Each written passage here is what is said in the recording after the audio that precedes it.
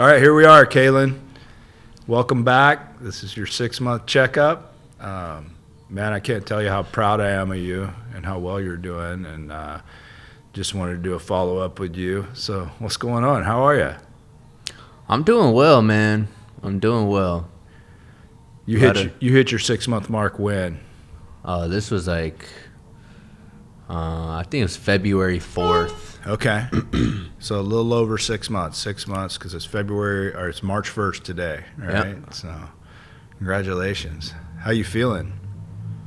I feel good, man. Yeah? I feel good. Yeah. In comparison to that first day when you were sitting in here. Well, I mean, what's the difference? I mean, what isn't the difference, really? I mean, you know, I'm still that same person in a lot of respects, but you know, I've just been putting in some work, man.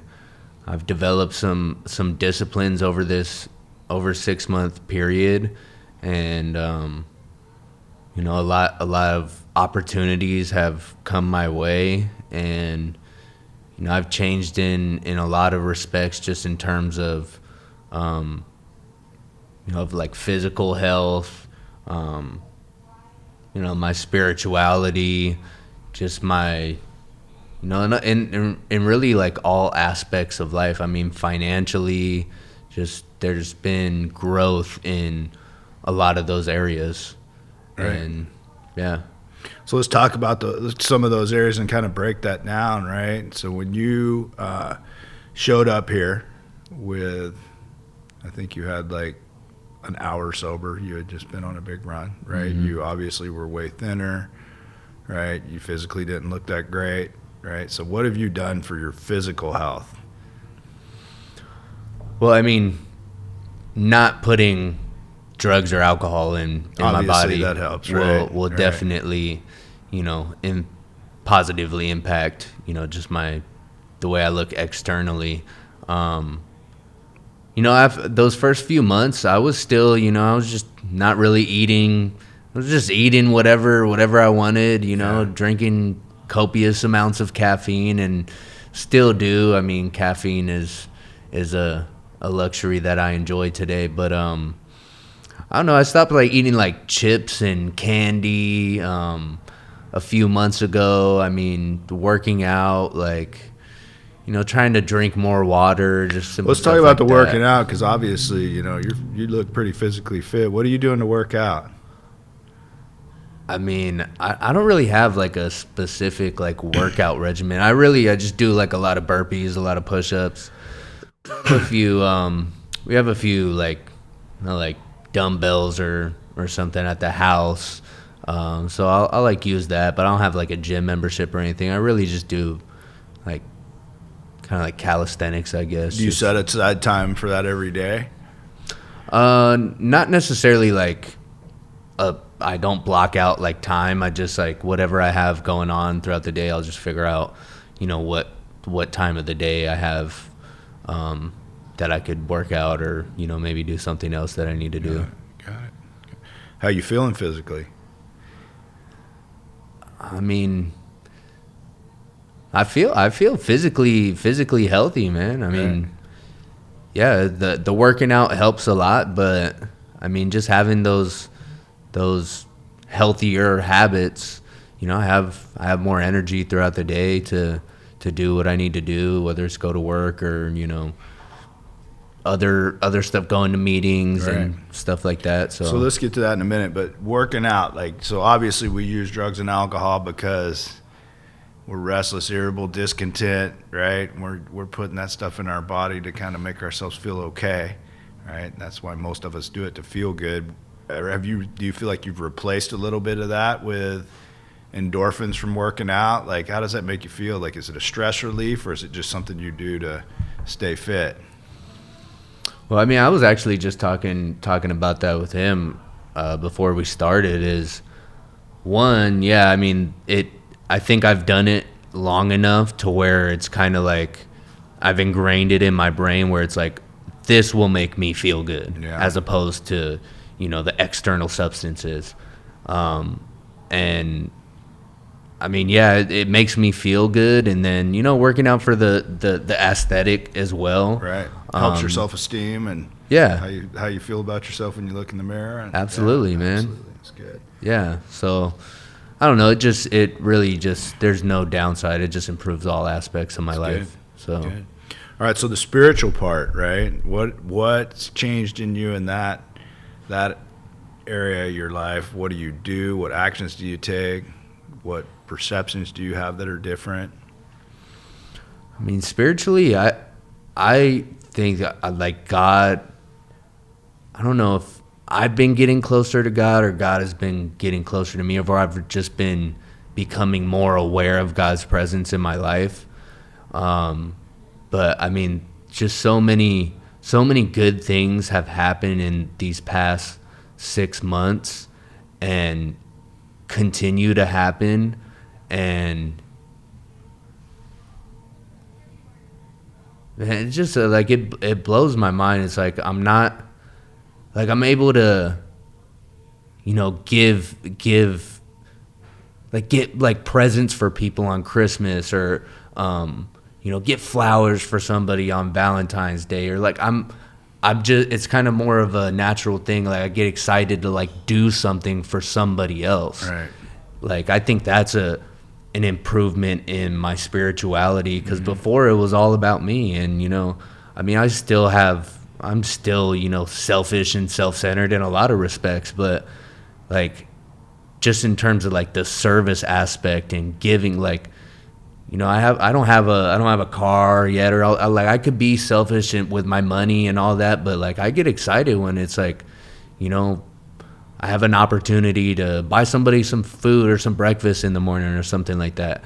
Like it just, like doing stuff like that kind of improves, I feel like, is a spiritual improvement. And prayer, I've been getting more consistent with prayer, and just like letting God know that like I appreciate all the opportunities and just the fact that he's helped me to stay sober this long. Right. And I mean, he's like removed a lot of negative things out of my life and replaced them with things that are just there's no price tag on that.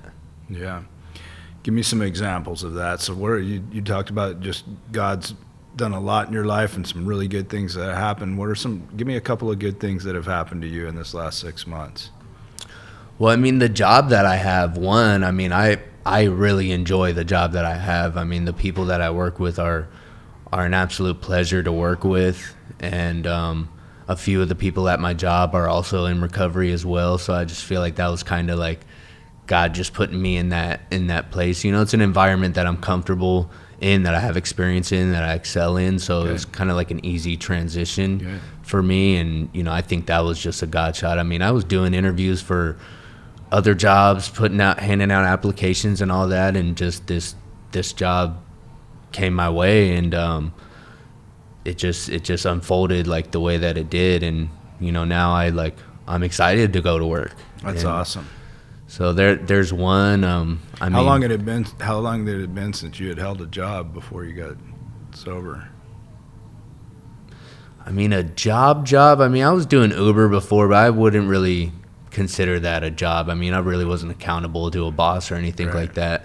So before that, I mean, it was probably years, to be honest with you. I've had jobs for a few months and then just either like went to treatment or quit or whatever. So really like consistently showed up to a job a few years. So being employable is definitely something that's changed this time. Yeah. That's great. All right, so what else? Like, what are some other things that have happened in your life that are... Well, I mean, having the opportunity to be, a house manager at the sober living that I was living at, which has proven to be a whole new level of challenge and a point of growth, and just having a place to stay, but just being able to stay in this environment on a daily basis has helped me to slowly transition back into just normal society without like going to work and not drinking or doing drugs before or after or during, like just being able to take care of my responsibilities, whether it's my health or whatever, doctor's appointments, stuff like that. That's one thing. I mean, my little sister, she hit me up the other day and was like, do you have some time? Can you give me a call? And so I called her up and she's like, I'm gonna send you a picture real quick. And I was like, wait, let me guess what the picture is before I see it. And I was like, you're having a baby. And she was like, how are you the only person to guess out of everyone? And it was a picture of an ultrasound. Oh wow. Like my little sister is Congratulations. gonna have a kid. Like I'm gonna be an uncle.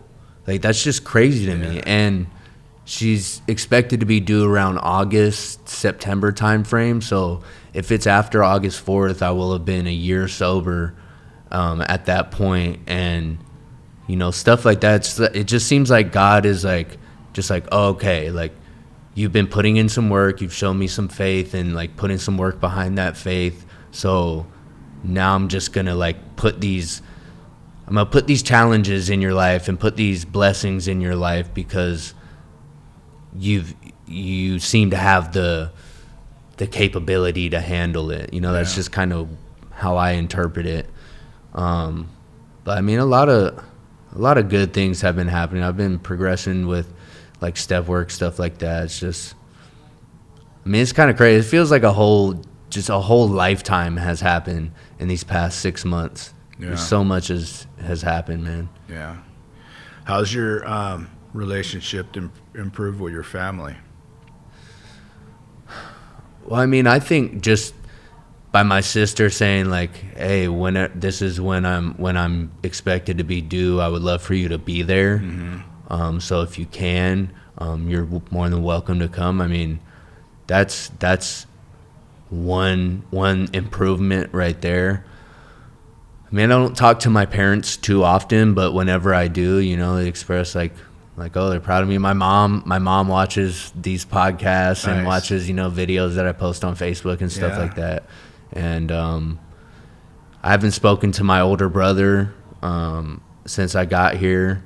And so that relationship is still in the process of being mended. And I mean, I'm just giving him his space and making sure that I'm like actually doing something to bring to the table, because he was one of those people that had showed up for me multiple times and I just flipped the bird right in his face essentially. With my older sister, haven't talked to her too many times, but she's understandably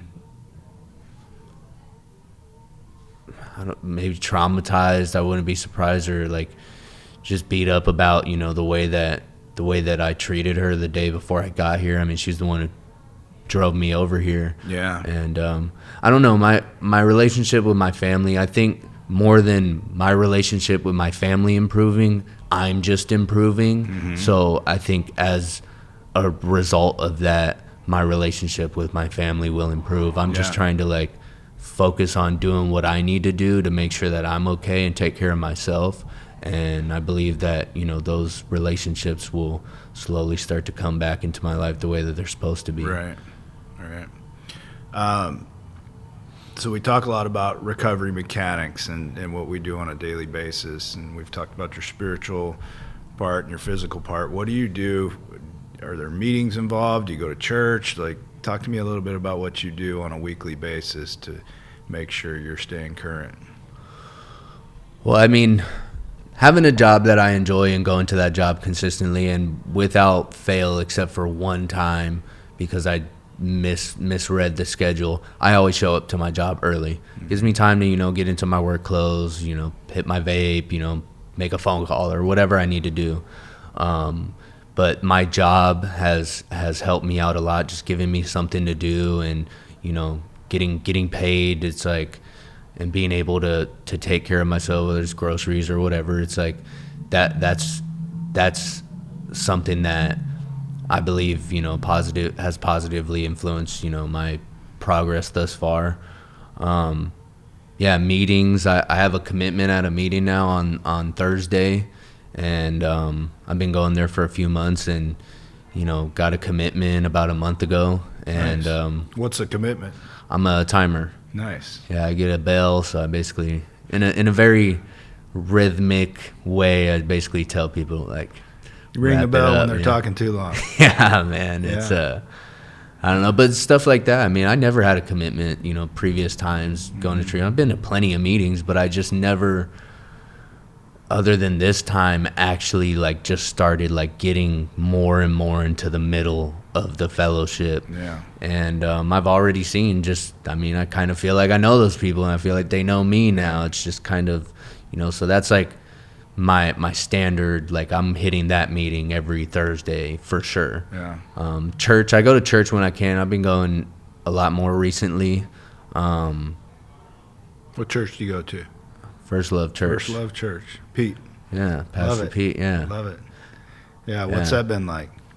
that's been awesome, man. I really enjoy like their worship team. It's great. Like, and I've known that crowd and that group of people for a few years now, just in the recovery world, and they've helped me out a lot, just in the spiritual aspect of life, and it makes me feel comfortable, and I like the message, and just to like see all these other people that were in the same spot that I'm in, and now they're doing well, and they got families and good lives, so that's. So I enjoy going there. Yeah, That's good. And you still have a sponsor? Absolutely. It's Butch? Absolutely. Yeah, so what is that like for people that don't know? What's your relationship like with your sponsor? What do you guys do together? What is a sponsor? Well, I mean, my relationship with my sponsor I think it's developed over time, just by virtue of me putting in some work and just taking suggestion, doing what he asked me to do, and I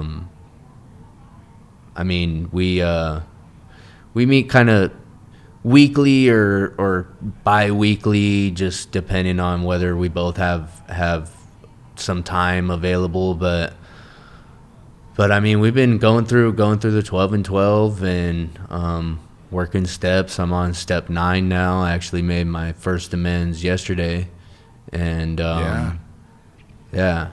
So, I mean that's progressing. I mean there's still, as far as like, so on like step 7, he has me working on like a character defect every day, and that's like a whole nother ball game right there. Just being aware of when that character defect crops up, and then having the willingness and the courage to like deploy these spiritual principles to combat that defect is like a whole nother thing. But yeah, I mean I've been growing in that respect as well, and I give him a call every day, whether it's before work or in the morning, and just if he doesn't answer, I just leave a voicemail. This is how I'm doing, this is what I got going on today. Yeah. And if he does answer, then I'll just sit there for 5 minutes hearing him fucking rail into me about what I mean, whatever I'm doing. But no, we have some really good conversations, and he's helped me out a lot in terms of just coming to a realization that like at the end of the day, for me it's God and Alcoholics Anonymous that is going to keep me sober. Treatment has done a very good job at getting me sober long enough and giving me the resources and the tools and the direction of where I need to go to stay on that path. And ultimately I've come to the conclusion that it's God and Alcoholics Anonymous that's going to keep me sober. Yeah.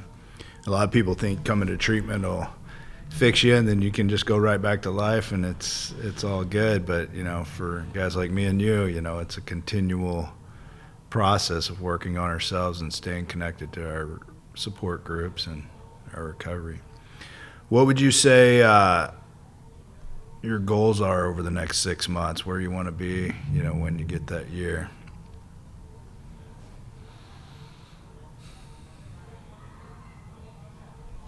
I don't know, man. I think really just kind of, I mean, obviously I want to grow, and I want to have some things, I would like to have a car by that point, but I mean, I've been able to get around just fine, so I'm not too worried about that. But yeah, I mean, I would like to have a car, and I would like to be more involved in the fellowship, and really, I think really just kind of like keep on doing what I'm doing, and figuring out ways that I can grow, because ultimately for me, my main goal is just to become the man that I admire in all ways and be able to give that man to the world. Right. And it's a very steep hill to climb, but I mean, like, ever since a kid, the thing that I've always wanted the most was just to have like a wife and have kids, man, to have a family, and to just know what that feels like, and to have just, I mean, that's always been just my biggest desire in life. And I don't want to see I don't want my wife or my kids to see me ever loaded or whatever. And two, I just I mean, at the end of the day, really, it just comes back to just being a man that I admire, and being a kind man, but also being able to protect and provide for my tribe, for my people. Yeah. And getting loaded or engaging in all of the vices that are out there, that's not the way to get to that point for me. Yeah, absolutely. All right, so one last question. I think I asked you this at 90 days. What's your message to that person that's out there struggling with addiction, alcoholism? What would you tell that person?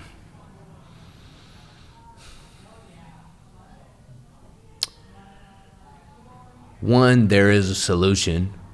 I've tried for over a decade now to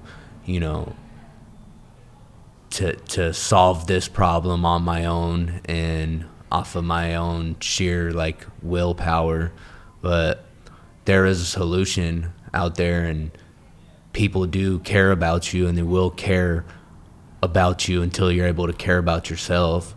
Because I mean, I come in and I struggle with, I don't think I deserve love. I don't think I deserve opportunity, because I'm looking at what I was doing when I was running and gunning or whatever. But I mean, in my opinion, everyone is a child of God, and everyone is worthy of having a good life and not having to live in that darkness anymore. And there are people out there that are willing to help you out, and all that is required is just a desire to stop doing whatever it is that I was doing or that you're doing that isn't serving you any longer, and to just put in a little bit of work, take a little bit of direction, and then things do get better. I mean, and I know that for a fact. It's just a fact, and I mean, that's, like I said on the last one, it's just like a message of hope. Like, there is hope, and it's worth it. You're worth it, yeah, that's pretty much my message. All it just takes is just a little bit of work, a little bit of direction, and yeah, and then things do get better. Love it. Yeah. Well, bud, I'm proud of you. I've enjoyed watching your journey, and look forward to having you back out here when you get your year. Yeah, man. All right, man. Appreciate it, Chris.